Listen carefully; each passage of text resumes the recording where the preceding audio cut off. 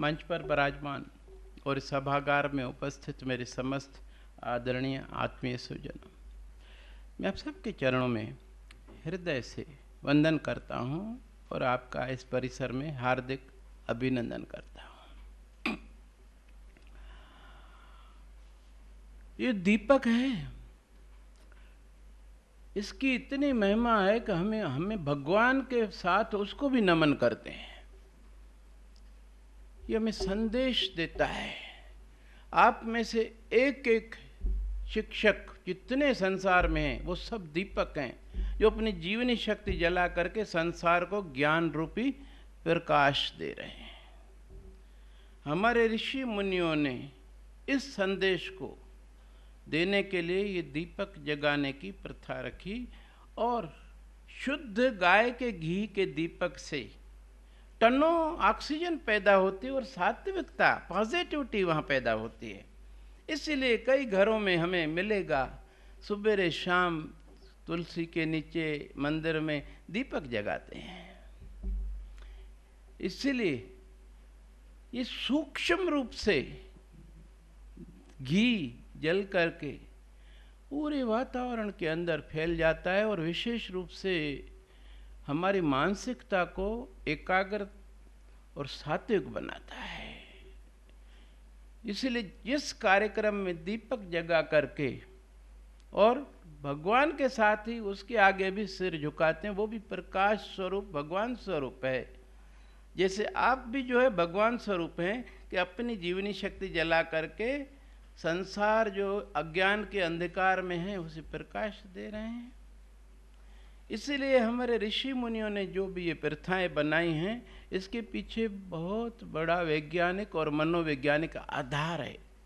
इसके लिए मैं आपको एक पुस्तक दूंगा, क्यों तिलक लगाते हैं, क्यों जनेऊ पहनते हैं, क्यों जितने 101 प्रकार की जो आजकल के बच्चों में भ्रांतियां हैं उसको बहुत ही वैज्ञानिक और मनोवैज्ञानिक ढंग से मेरठ के एक बहुत ही बड़े विद्वान ने लिखा है। वो तो ये व्यर्थ नहीं बिटिया, वो आदमी तो एक खाएगा, अभी सबको जो है वो मिलेगा इसका। और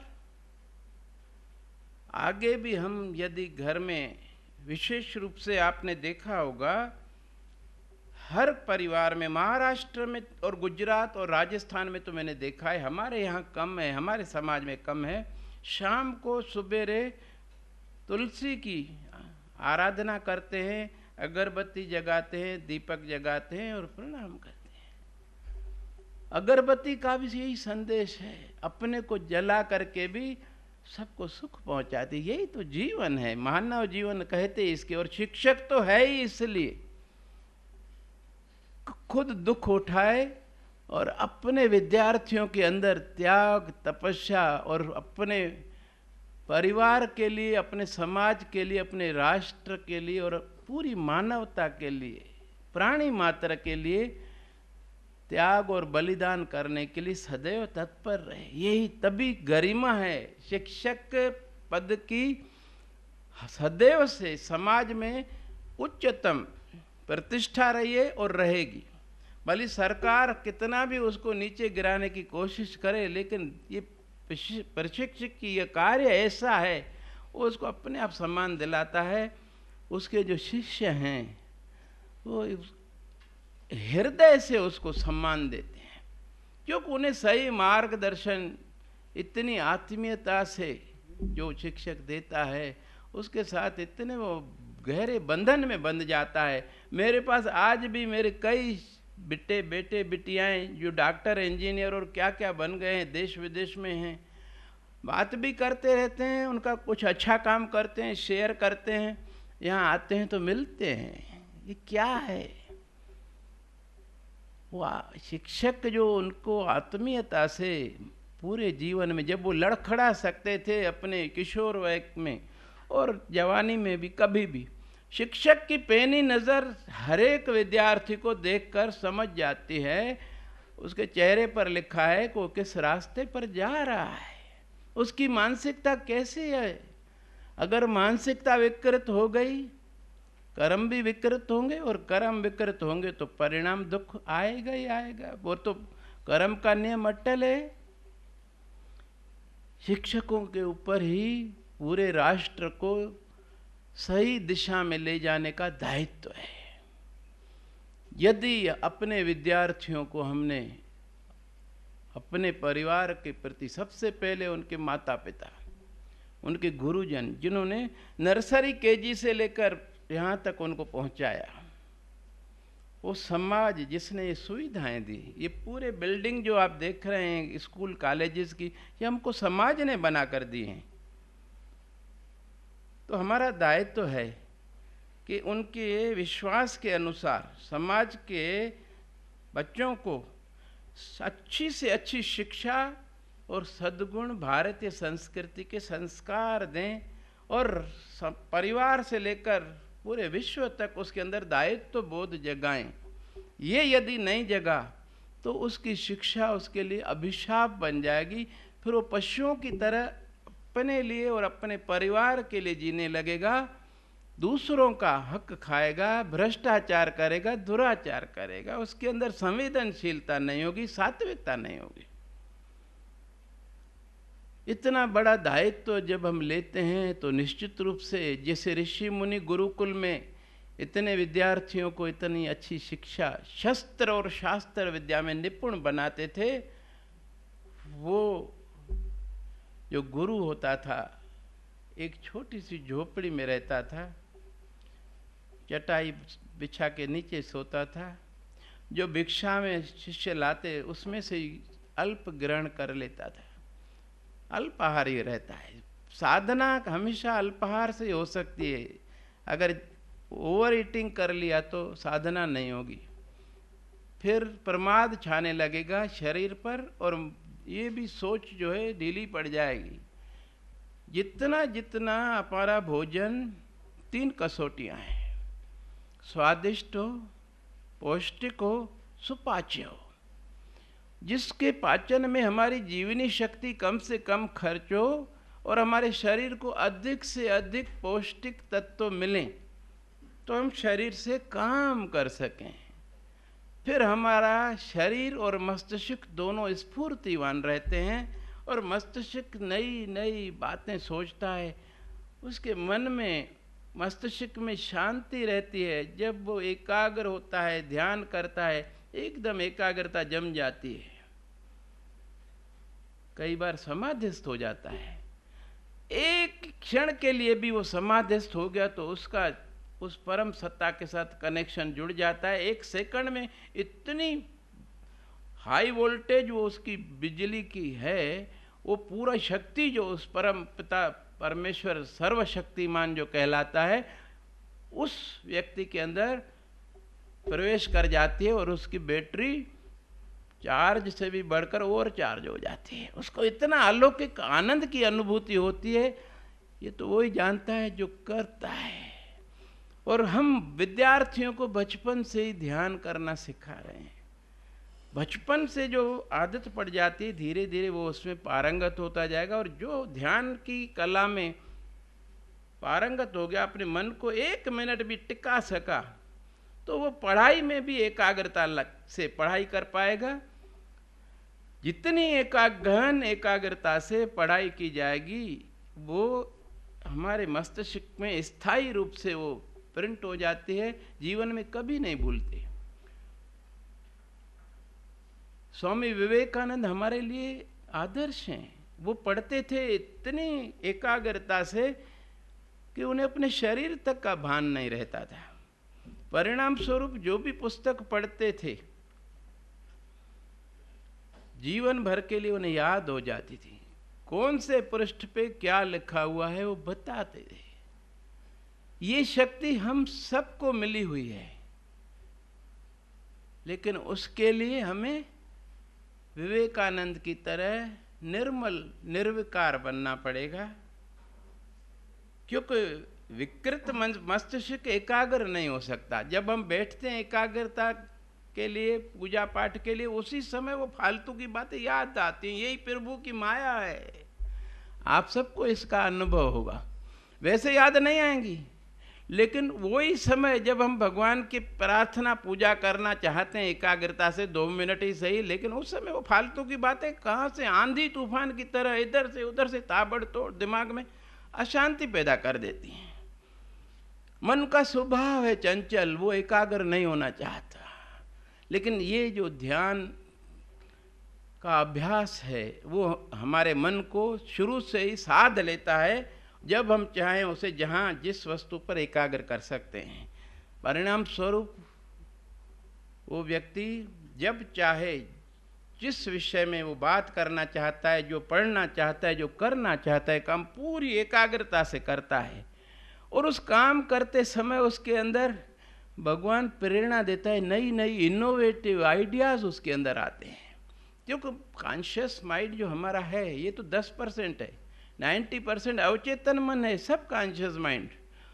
और उसका डायरेक्ट कांटेक्ट उस परम सत्ता के। तब जब हम रात को सो जाते हैं, समस्याएं हैं हमारी, सुबह उठते हैं, ट्यूबलाइट जल जाती, समाधान मिल जाता है। रात भर वो सबकॉन्शियस माइंड उसका उत्तर ढूंढता रहता है और उस परम सत्ता के संपर्क में जैसे नींद के समय में आता है, जिससे हमारी बैटरी चार्ज हो जाती है, तो उधर से उसको उसका समाधान भी मिल जाता है, बशर्ते वो रात को उसको प्रार्थना करके सोए, हे मेरे प्रभु ये समस्या है मेरी, मेरे को कुछ समझ में नहीं आ रहा है, आप कृपा करके मुझे मार्गदर्शन दें, मेरा पथ प्रशस्त करें। करता है। प्रार्थना करने में इतनी ताकत है कि प्रार्थना पूरी नहीं हुई कि पहले ही काम हो जाता है। लेकिन उस विश्वास के साथ, उस हृदय की गहराई के साथ प्रार्थना होनी चाहिए। जितनी विश्वास के साथ और हृदय की गहराई से प्रार्थना होती, उतना ही तत्काल प्रभावशाली परिणाम हमें मिलता है। हाँ, ये है भाई क्यों। जिस विद्यार्थी में, जिस शिक्षक में ये जिज्ञासु प्रवृत्ति खत्म हो गई, हर एक बात के लिए होना चाहिए, क्यों कर रहे हैं भाई, क्यों, तो वो जीवन में कभी भी आगे नहीं बढ़ पाएगा, लकीर फकीर होके रह जाएगा, न खुद कुछ नया बन पाएगा, न बच्चों को बना पाएगा। इसलिए जीवन के अंतिम श्वास तक कहते हमें विद्यार्थी बनकर रहना चाहिए। माँ जी सदैव इस बात पर जोर देती हैं। तो विद्यार्थी बने रहने के लिए जिज्ञासा चाहिए, और जिज्ञासा को शांत करने के लिए ऐसी पुस्तकें चाहिए जो हमें सही, यथार्थ, धार्मिक और वैज्ञानिक दोनों ही बातें बताए, सही तर्क संगत उत्तर दे, तो हमारे मन में स्थायी रूप से उसका समाधान हो जाएगा। वहाँ सच को लाग लपेट नहीं करनी पड़ती है, पैकिंग नहीं चाहिए सच को। जो माल में कमी है उसको बढ़िया पैकिंग करनी पड़ती, लाग लपेट करना पड़ता है। सच अत्यंत सरल है बोलने में, करने में, ट्रुथ इज वेरी सिंपल। लेकिन जहाँ झूठ है, मिलावट है, तो उसको लच्छेदार बनाना पड़ता है और अच्छी पैकिंग करनी पड़ती है। जीवन में हमें हमेशा इसलिए कहते हैं सिंपल लिविंग हाई थिंकिंग। और जितनी सादगी में हम रहेंगे उतना ही हमारा मन सात्विक रहेगा, एकाग्र रहेगा।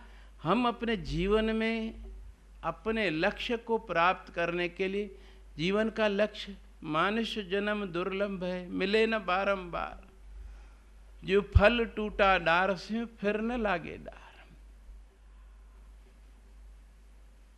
सेवा युवाओं के लिए, युवाओं के अंदर सेवा भाव किस तरह पैदा हो, ये मेरा विषय है आज का।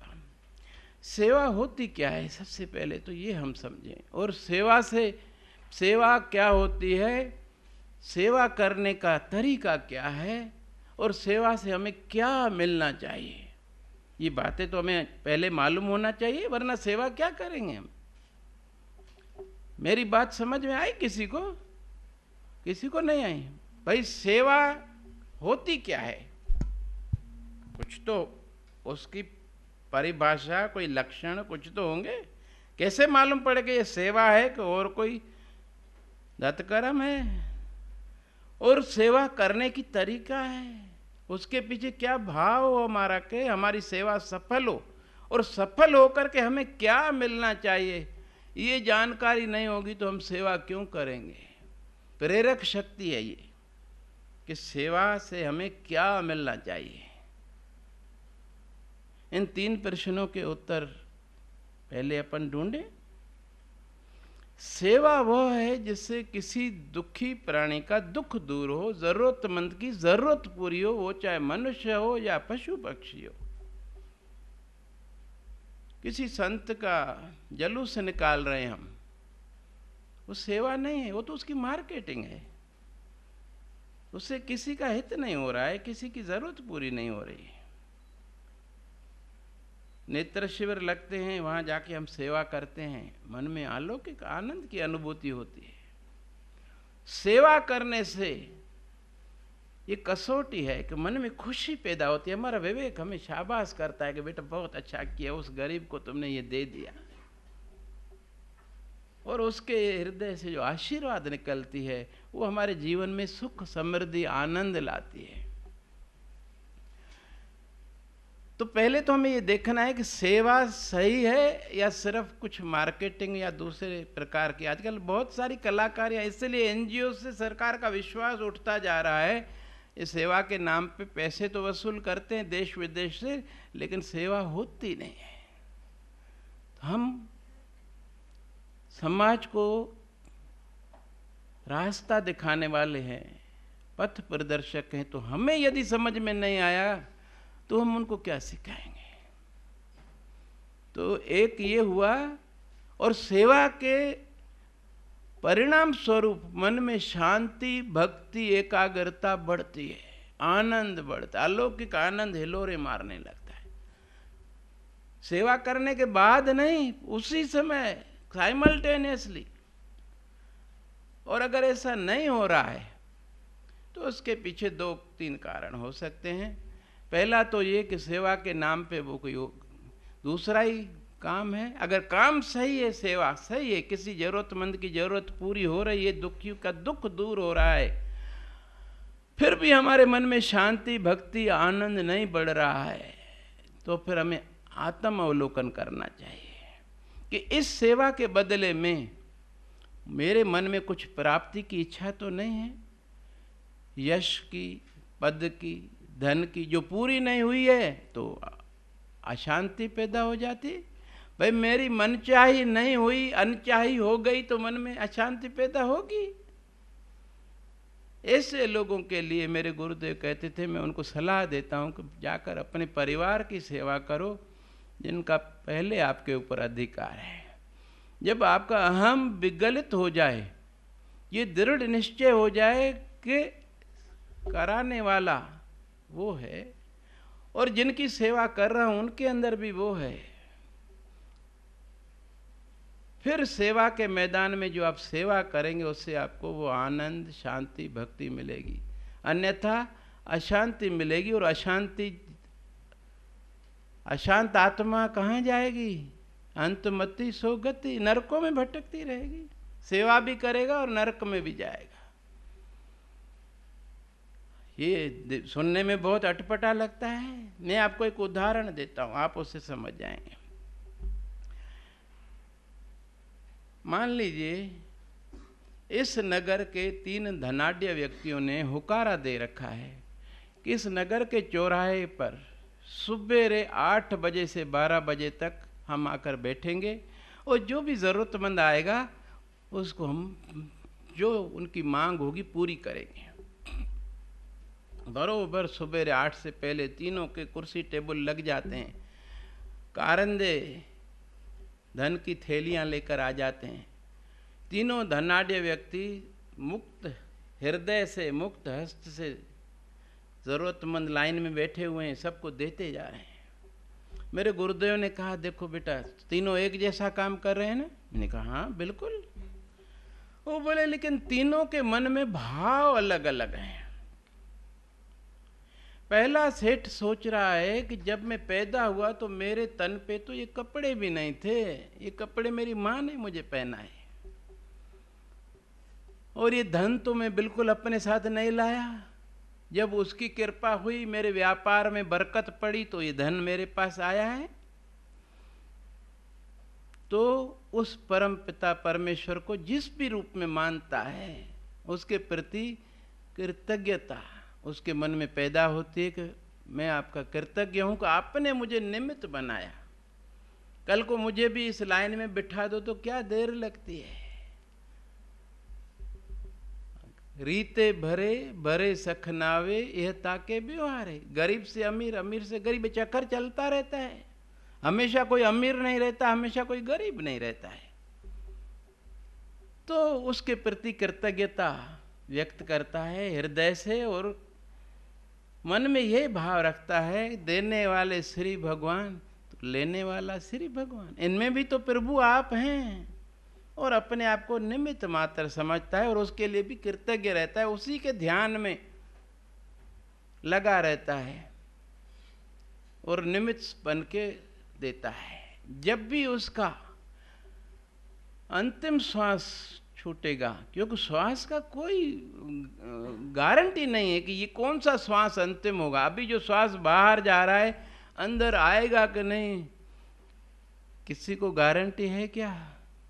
इंश्योरेंस कराया है किसी ने कि भाई नहीं, इतनी श्वासें तो मेरे को जरूर लेने के लिए हैं।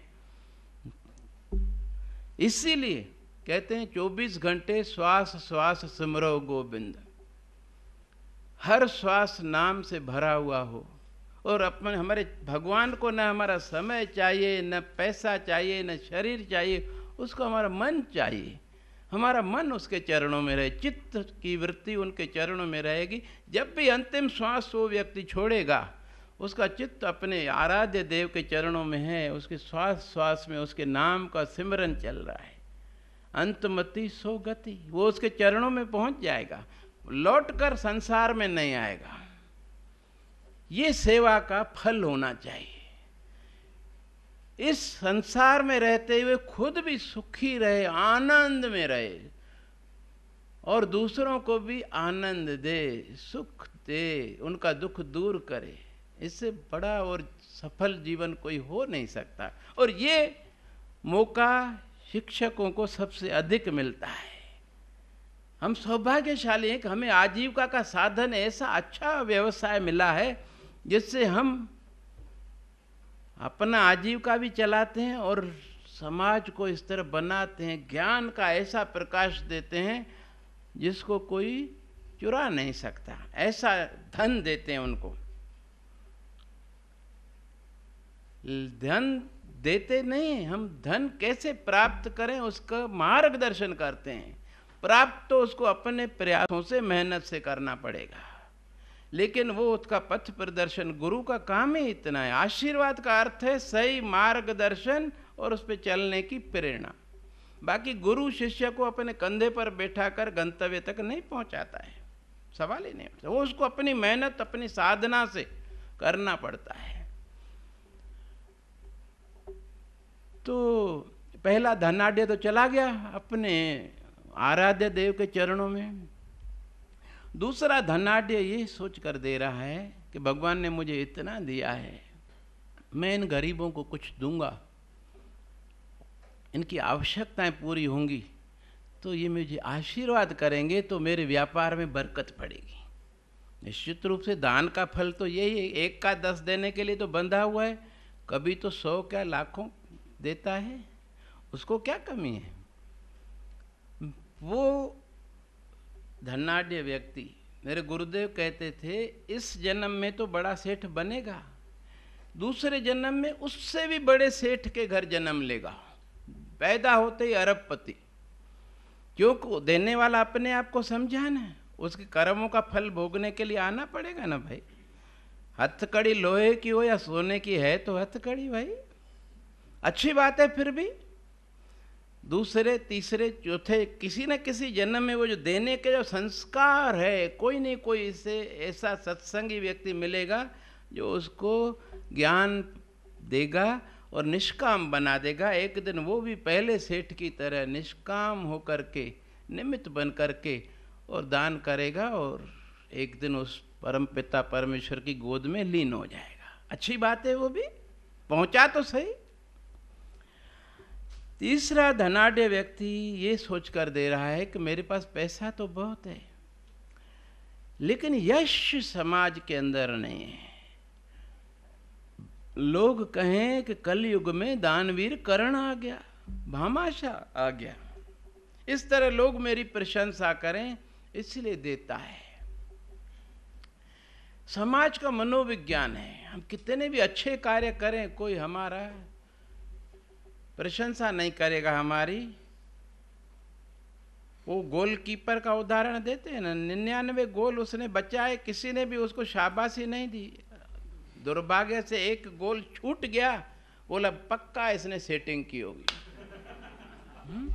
आलोचना करना समाज को सरल लगता है, समाज का मनोविज्ञान है ये। 4-5 साल बाद में लोगों को मालूम पड़ता है कि ये जो तीसरा सेठ है, ये रात को कभी कभी मांस खाता है, शराब पीता है, और शराब के नशे में आकर अपनी घरवाली को बहुत पीटता है, बेअंदाज पीटता है। अरे ये क्या, हमने तो समझा था ये देवता है, ये तो राक्षस है। और वही लोग उसकी आलोचना करने लगते हैं। अब जिस व्यक्ति ने लाखों रुपए दिए कि मेरी प्रशंसा हो, यशोगान करें, वही लोग उसकी आलोचना करेंगे, बताइए उसके हृदय को कितनी चोट पहुंचेगी। वो सोचता है अरे ये क्या कर दिया, मुझे पहले मालूम होता कि ये इतने कृतघ्न हैं तो मैं इनको देता ही नहीं। हिसाब लगाता है इन 4-5 सालों में इतने लाख रुपए मैं इनको दे चुका हूं। अगर मेरे को पहले मालूम होता तो ये लाखों रुपए में अपने व्यापार में लगाता, मैं कहाँ पहुंच जाता। लेकिन अब क्या कर सकता है, देना तो करता है बंद, लेकिन मन में शांति नहीं आती, आक्रोश है। उनको जिनको पहले देता था, गरीबों को तरह तरह से प्रताड़ित करने का प्रयास करता है, दुख देने का प्रयास करता है, फिर भी मन को शांति नहीं मिलती। कितना प्रताड़ित करेगा,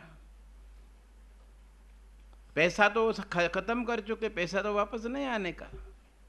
इस तरह जीवन के अंतिम समय तक उसके अंदर आक्रोश और अशांति बनी रहती है, और उस अंतमति सोगति के नियम के अनुसार वो अशांत आत्मा नरकों में भटकती रहती है, जब तक भगवान की कोई कृपा हो।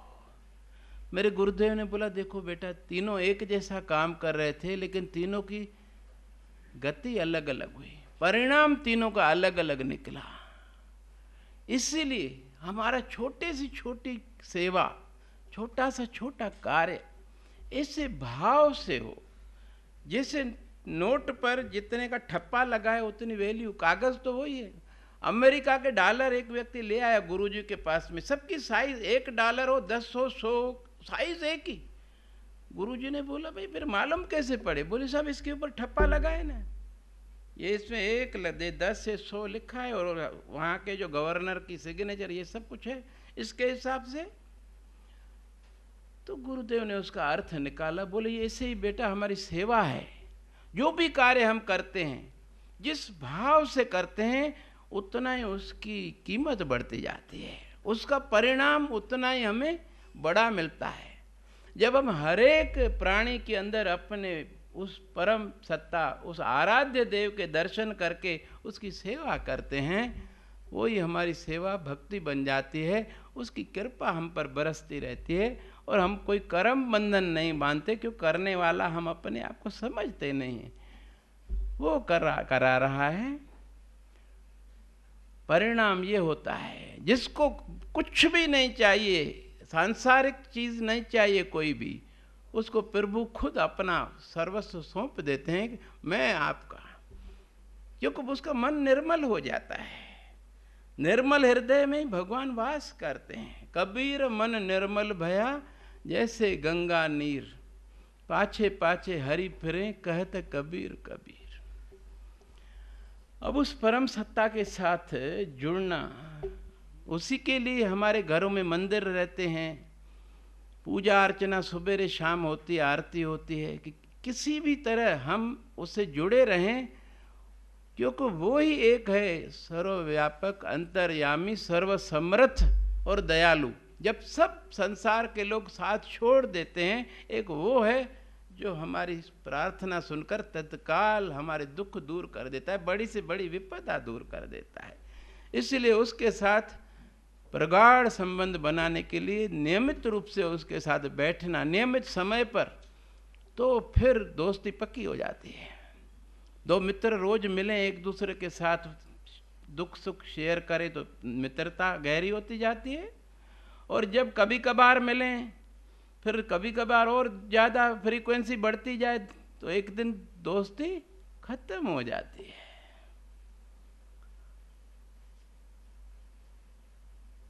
जहां पंथ तेरा को न सिंजानू, हर का नाम तह नाल पहचानू। जिस मार्ग से हम आए हैं, माता के गर्भ में आने से पहले भी वो हमें संभाल रहा था। माँ के गर्भ में माँ को नहीं मालूम था हमें क्या ज़रूरत है, उसको मालूम था, वो पूरी करता था। संसार में हमें बिना किसी अपंगता के इतना स्वस्थ शरीर के साथ जन्म दिया, वो उसकी कृपा। अन्यथा आज भी इस देश में विश्व स्वास्थ्य संगठन का सर्वे है कि 2.5 लाख माताएं प्रसव के दौरान शरीर छोड़ देती हैं। कभी बच्चा भी उसके साथ चला जाता है, कभी बच्चा ऑपरेशन से बच जाता है। तो ये उसकी कृपा। इतना सुंदर स्वस्थ शरीर दिया बिना किसी अपंगता के, बीमारी के। इतने अच्छे माता पिता दिए, इतने अच्छे गुरुजन दिए, इतनी अच्छी संगति दी। अब इसके बाद भी यदि हम अपना मनुष्य जीवन सफल न करेंगे तो मैं नहीं समझता हूँ फिर हमें वो मनुष्य जन्म देगा। इतना सब, भाई माता पिता बच्चे को अच्छे से अच्छे स्कूल में बिठाएं, सब सुविधाएं दें, फिर भी बच्चा क्लास में जाके ध्यान से नहीं सुने, शिक्षक को उचित सम्मान नहीं दे, परिणाम स्वरूप फेल हो जाएगा। तो माता पिता क्या करते हैं? या तो उस बच्चे को दुकान पे बिठा देते हैं या किसी सरकारी स्कूल में डाल देते हैं। या उसको पढ़ना ही नहीं तो हम अपनी खून पसीने की कमाई उसके ऊपर क्यों लगाएं? तो जब माता पिता को इतनी समझ है तो भगवान तो परम पिता और परम माता है, उससे वो नहीं समझता है क्या इतना? इसीलिए हम अपने अंदर ये पक्का दृढ़ निश्चय कर लें कि इसी जन्म में हमें अपना वो कार्य, अपनी मानसिकता, अपनी वृत्ति ऐसी बना लेनी चाहिए कि जब भी अंतिम श्वास छूटे उसी के ध्यान में जो छूटे, उसी का नाम का सिमरन होता रहे, ताकि उसकी गोद में समा जाएं। नहीं तो मालूम नहीं क्या होगा।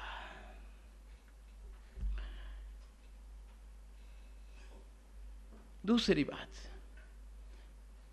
मेरे गुरुदेव कहते थे पेड़ पर पक्षी बैठे हुए हैं, रात को बरसात पड़े, सर्दी लगे, अंधड़ चलता था, कई बार वो पक्षी डगाल को थाम नहीं पाता, गिर जाता, मर जाता। सुबेरे गुरुजी जब देखते बोलते इसको ले जाओ, देह की दुर्गति न हो, बाहर उधर जाके गहरा खड्डा खोद के इसको गाड़ दो। बोले देखो हमारे लिए कितनी सुविधाएं हैं, अंदर सोए हुए हैं गर्म रजाई में, अंधड़ चले, बरसात पड़े, सर्दी लगे, मालूम ही नहीं। सुबेरे उठते हैं तो हमारे लिए नाश्ते तैयार, हमारी अनुकूलता के नाश्ते तैयार, और इनके लिए रात भर के भूखे प्यासे हैं। इनको सुबेरे यदि दाना और पानी मिल जाता है तो इनकी आत्मा खिल उठती है। ये कहीं हमारा जय जयकार नहीं करेंगे, लेकिन इनकी आत्मा से जो आशीर्वाद निकलेगी हमारे लिए, वो भगवान की आशीर्वाद है, उस परम सत्ता की। हम सब उसकी संतान हैं। वो खुश होता है कि मेरी सबल संतान ने मेरी निर्बल संतान की मदद की, उसको सुबेरे सुबेरे उसकी भूख प्यास दोनों मिटा दी। वो अपना दायित्व तो समझता है कि इस परिवार का मैं अच्छी तरह से योगक्षेम अब मेरा है।